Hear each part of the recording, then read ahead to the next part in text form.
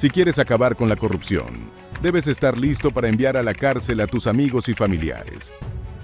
En esta extraordinaria afirmación, se basó la revolución que Lee Kuan Yew ejerció en Singapur, hoy por hoy, la perla de Asia.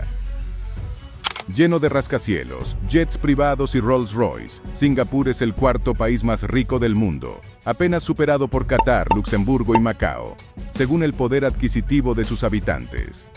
9 de cada 100 ciudadanos son considerados millonarios. El poder adquisitivo de este diminuto país es tan alto que su Producto Bruto Interno es mayor a países como Uruguay, Panamá, Guatemala, Puerto Rico y Ecuador, juntos. Incluso está por encima de Suiza, Estados Unidos y Alemania. Aunque genere admiración el orden político y poder económico del que hoy gozan, más admiración genera retroceder en la historia y observar que han pasado poco más de 50 años desde que esta pequeña isla estaba sucumbida en la pobreza extrema. El milagro económico de Singapur es uno de los hitos gubernamentales más increíbles que se han registrado. Su rápido crecimiento en tan poco tiempo ha generado admiración y estudios en todo el mundo. Lo cierto es que el presente de Singapur es el resultado de lo que visionó un gran líder para su país, el ex primer ministro Lee Kuan Yew. Hoy en Modo Enfoque, conoceremos el proceso, auge y desafíos existentes en el milagro económico de Singapur, de ser una colonia británica a convertirse en uno de los países más prósperos del planeta. Antes de comenzar, recuerda activar el modo enfoque en tu celular para mejorar tu atención y productividad. Capítulo 1. Formación de Singapur y contexto histórico. Para comenzar a explorar la historia de Singapur, es necesario remontarnos al siglo II, cuando el territorio apareció en un mapa creado por el matemático, astrólogo y geógrafo Ptolomeo. En el siglo III, existieron relatos chinos que mencionan a Singapur como la isla en el final, haciendo referencia a su ubicación en el extremo de la península malaya. El nombre Singapur tiene sus raíces en el siglo XIV, cuando, según la leyenda, el príncipe del extinto imperio de Srivijaya, durante una visita a la región, habría avistado un león, aunque esto es altamente improbable en un área habitada por tigres y no leones. Después de este supuesto encuentro, la región pasó a llamarse Singapur, que en sánscrito significa Ciudad del León. En los años siguientes, Singapur estuvo vinculada a varios imperios locales, siendo el último el sultanato de Johor.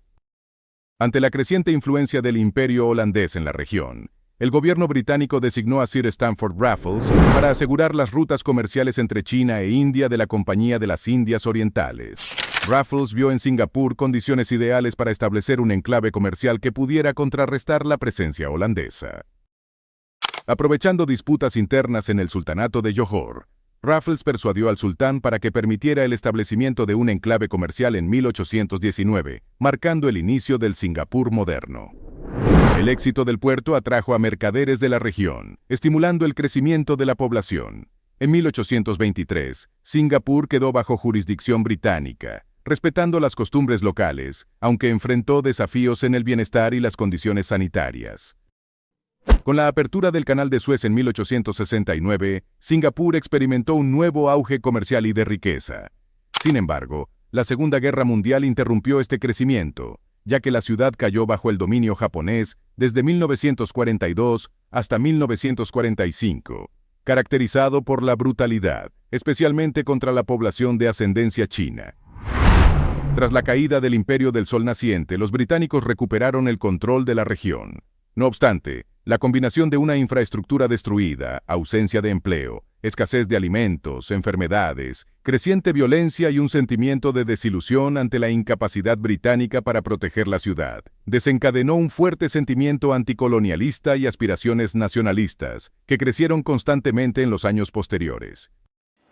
A pesar de los cambios implementados por los británicos, como la creación de consejos legislativos locales y el cargo de primer ministro de Singapur, el deseo de independencia continuó en aumento.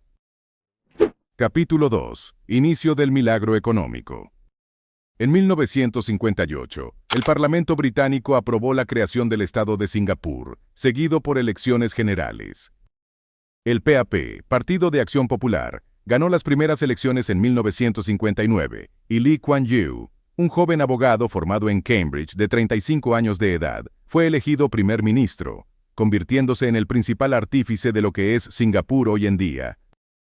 A pesar de la formación del Estado de Singapur y las elecciones iniciales, algunos políticos abogaban por la unión con Malaya, argumentando los orígenes comunes de ambos estados. En 1963, Singapur, Malaya, Sabah y Sarawak se unieron para formar Malasia, pero como era de esperarse, la unión generó tensiones raciales y conflictos económicos.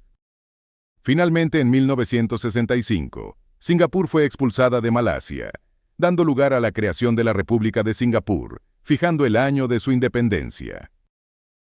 Tras la constitución como país-estado, por tener una única ciudad y ser rechazado por sus vecinos, Lee Kuan Yew quedó al frente de Singapur con un modesto territorio de apenas 700 kilómetros cuadrados, sin recursos naturales, liderando una población rudimentaria del cual el 60% vivía en pobreza extrema.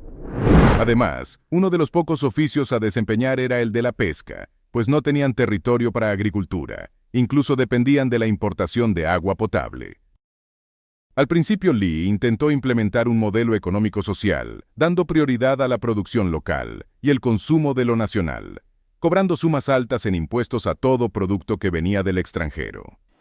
Al poco tiempo observó que no era el camino ideal, pues Singapur producía muy poco y los altos impuestos espantaban al capital extranjero.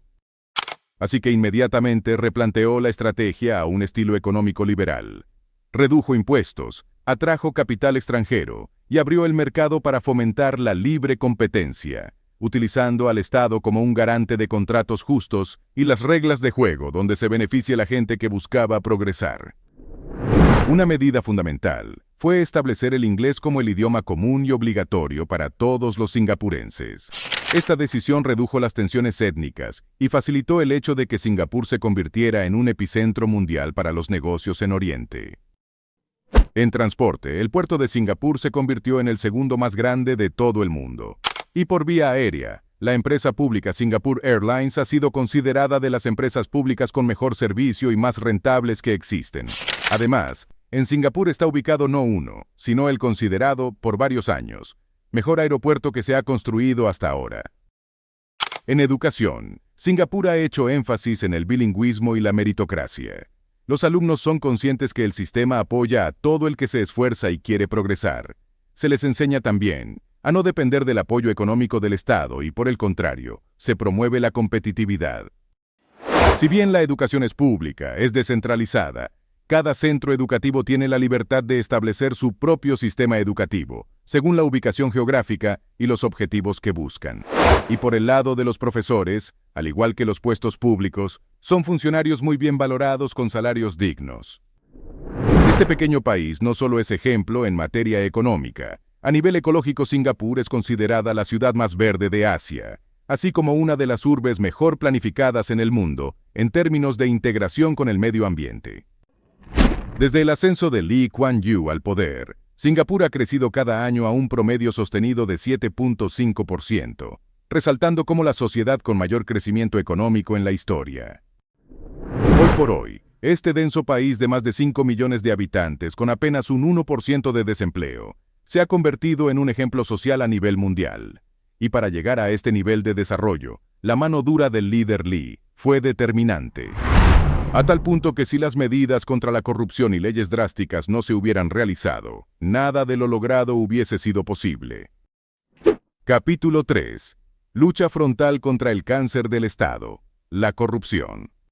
Singapur es considerado como un referente en materia de leyes y justicia. El crecimiento sostenido no hubiese sido posible si no se hubiesen tomado medidas legales sumamente drásticas. En los primeros años, tras 1965, el éxito económico desencadenó una corrupción aparentemente imparable. Los casos de malversación y manipulación financiera aumentaban constantemente. La isla se veía sacudida a diario por escándalos relacionados con malversaciones, contratos fraudulentos, corrupción tanto en el sector público como privado, incluso solicitando sobornos para autorizar traslados hospitalarios. Fue en este contexto que Lee Kuan Yew decidió abordar el problema con determinación. Enfrentó la corrupción sin contemplaciones, proclamando la famosa frase ante su Consejo de Ministros: si realmente queremos derrotar la corrupción, debemos estar dispuestos a enviar a la cárcel, si es necesario, a nuestra propia familia. Tomaron medidas inmediatas, aumentando severamente las penas de cárcel para los culpables de corrupción. Las condenas más duras se reservaron para aquellos que desviaran fondos destinados a cuestiones sociales sensibles, como programas de salud y educación, o para el cuidado de niños pobres y ancianos desprotegidos. La colaboración entre el gobierno y la justicia fue crucial. El gobierno estableció reglas claras y sencillas para los contratos con el Estado, ya que descubrieron que las normas legales eran confusas y estaban amañadas para facilitar la corrupción. Además, se implementó la rotación obligatoria de los empleados públicos en sus cargos para evitar la perpetuación y la corrupción. Los funcionarios públicos debían autorizar al Estado a revisar sus cuentas bancarias en cualquier momento, y aquellos encontrados culpables perdían sus derechos a pensiones y a ocupar cargos públicos nuevamente. Se tomaron medidas enérgicas. Ministros, gerentes, líderes sindicales, empresarios y periodistas corruptos fueron enviados a prisión. La lucha contra la corrupción dio resultados extraordinarios, lo que llevó a la reelección continua de Lee Kuan Yew durante 35 años. Sin embargo, con la llegada de la tecnología, las redes sociales y la conectividad global en la década de 1980, las amenazas de corrupción evolucionaron. Lee Kuan Yew recurrió a la pena de muerte para casos específicos de corrupción que causaran la muerte de personas o afectaran presupuestos críticos.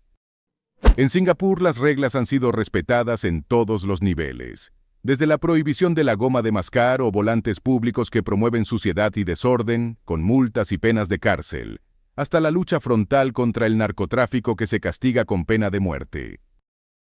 Hoy, Singapur es reconocido no solo como la principal economía asiática de acuerdo al número de habitantes, superando a gigantes como China y Japón, sino también como uno de los países más seguros para vivir, gracias a un sistema de justicia confiable. Su ejemplo sigue inspirando a varias naciones a seguir una lucha firme contra la corrupción. Capítulo 4. Nuevos desafíos para un país que no quita el pie del acelerador. Aunque es uno de los países más ricos del mundo, Singapur enfrenta varios desafíos que pueden determinar el rumbo de su futuro. Desafíos como criminalidad, salud o educación, que suelen ser ámbitos preocupantes para realidades como Latinoamérica, para Singapur están cubiertos. No obstante, ante tan acelerado crecimiento llegan nuevos problemas, tal vez propios de países desarrollados, similar a la realidad japonesa. Los principales desafíos que deberá enfrentar la isla en unos años se debe al bajo crecimiento de su constante productividad y un rápido envejecimiento de su población. Uno de los mayores errores ha sido la extensa y prolongada dependencia de mano de obra extranjera, desde mediados de la década de 2000, especialmente en lo que se refiere a trabajadores no capacitados que empujan la productividad. A nivel social, como en Japón, cada vez baja la tasa de natalidad y aumenta la población de jubilados. Singapur es también la ciudad más cara y densa para vivir, lo que es una preocupación constante en la población más joven. Esto sumado a que la competitividad es muy alta, desencadenando en preocupaciones sociales de las nuevas generaciones que buscan competir en esas ansias de reconocimiento y logros. Estadísticas demuestran que gran parte de las nuevas generaciones singapurenses suelen tener doble nacionalidad, con el fin de una posible salida del país en caso la calidad de vida se encarezca aún más. Son estos algunos de los desafíos de la otra cara de la moneda, propio de un desarrollo tan acelerado. Solo el futuro determinará cómo logran hacer frente ante estas posibles amenazas que desestabilicen el exitoso sistema que han creado. La historia de Singapur es el mayor ejemplo de gobierno que pueden tomar los países latinoamericanos. El caso de éxito más cercano a nuestros días es el nuevo mandato en El Salvador. Esperemos que haya un efecto similar en los demás países. Como dato curioso, la realidad de Singapur ha sido una referencia elemental de lo que visiona Nayib Bukele para su país. Si deseas conocer la historia de Nayib Bukele como presidente de El Salvador, puedes darle clic al enlace de la parte superior.